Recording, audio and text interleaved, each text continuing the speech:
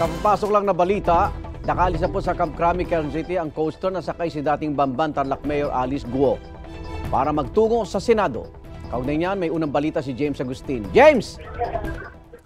Igan, alas 7:51 nang umalis dito sa PNP Custodial Center sa Camp Crame ang convoy. Lulan nga si dismissed Bamban Mayor Alice Guo patungong Senado.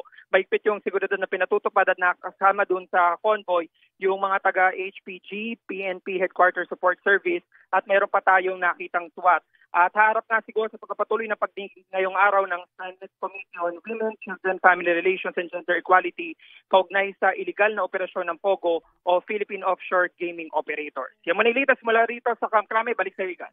Maraming salamat, James Agustin.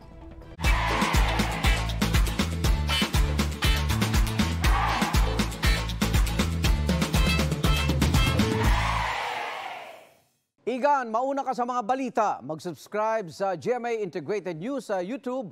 Sa mga kapuso abroad, subaybayan nyo kami sa GMA Pinoy TV at sa www.gmanews.tv.